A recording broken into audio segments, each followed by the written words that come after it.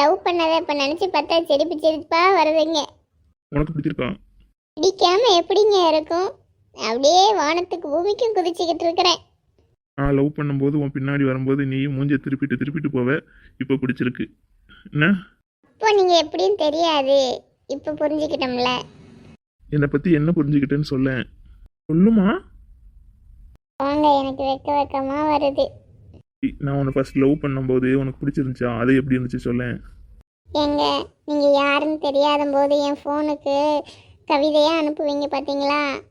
அதெல்லாம் ஃப்ரெண்ட்ஸுக்கு காட்டுவேன். அவங்கெல்லாம் சூப்பராக இருக்குடி, இவ்வளோ ஃபீல் பண்ணி யார் அனுப்புகிறா அப்படின்ட்டு பார்த்து எதிர்பார்ப்பாங்க. எல்லா மெசேஜும் காட்டிடுவியா?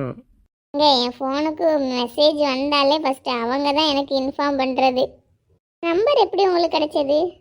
அது ஒரு பெரிய கதை. அது இன்னொரு வாட்டி சொல்கிறேன் எப்படி வாங்கினேன்னு. சொல்லுங்கங்க. நீ சொல்லு, அதுக்கப்புறம் நான் சொல்கிறேன். அப்புறம் என் காலேஜில் மதுன்னு ஒரு பொண்ணு இருக்கா, உங்களுக்கு தெரியும்ல, ஹைட்டா, உங்கள் ஒரு பொண்ணு தான். அவளா? சொல்லு சொல்லு. அவள் தான் சொன்னான், இங்கே தான் யாரோ ஒன்று அப்படின்னா. என்னம்மா சொன்னா?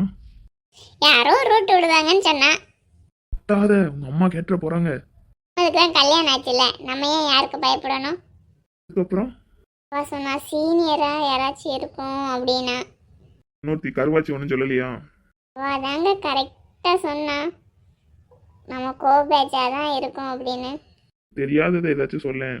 எல்லாமே சொல்லிட்டேங்க, திரும்ப அதையே தான் ரிப்பீட் பண்ணணும். பரவாயில்ல சொல்லு. அப்புறம் என்ன, 2 பேர்த்துக்கும் தெரிஞ்சது தான், ஃப்ரெண்டாக பேச ஆரம்பித்தோம். அதுக்கப்புறம் ஒன்று அதுவே நம்மளுக்கே தெரியாமல் லவ்வாக மாறிச்சு. இதுவாவா மாறிச்சு? நான் தான் குட்டிக்காரனை அடிச்சு உன் மனசை மாத்திருக்கேன். 2 பேரும் ஃபஸ்ட்டு படம் பார்க்க போனோம், ஞாபகம் இருக்கா? அதை யாராச்சும் மறக்க முடியுமா? நீ தான் ஓவர் சீன் போட்டு படுத்துக்கிட்ட.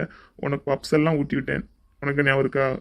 இப்போ 100 பப்ஸ் ஊட்டி விட்டான் சாப்பிட்ருப்பாங்க, அவ்வளோ டேஸ்ட்டாக இருந்தது. ஊட்டி விட்டதுனாலயா இல்லைன்னா பப்ஸ் டேஸ்டா இருந்ததா தெரியல, அந்த ஒரு ஃபீலே ஜாலியாக இருந்தது. நீ ஏன் கல்யாணத்துக்கு முன்னாடி வாங்க போங்கன்னு சொல்ல மாட்டேன், இப்போ ஏன் வாங்க போங்கிற? கல்யாணம் பண்ணிட்டோம்ல, ஒரு மரியாதை தான். போகும்போல என்ன டுவின்னே கூப்பிடு. சரிங்க டுவின். இப்போ பாரு, இப்போதான் நல்லா இருக்கு. டுவின் அம்மா வராங்க. மருமவனே வாங்க சாப்பிடலாம். உங்கத்த வரேன். நீ வா. சரிம்மா போ, நேரம் தெரியாமல் வந்து தொந்தரவு பண்ணுவேன். ஆமாம், டீ சுட சுட ஆக்கி வச்சு கூப்பிட்டுட்டு இருக்கோம்ல, நான் தான் நேரம் தெரியாமல் தொந்தரவு பண்ணுறேன். சும்மா சொல்றத, நீங்க போங்க வரோம். சரிங்க மருமவனே, சீக்கிரம் வாங்க.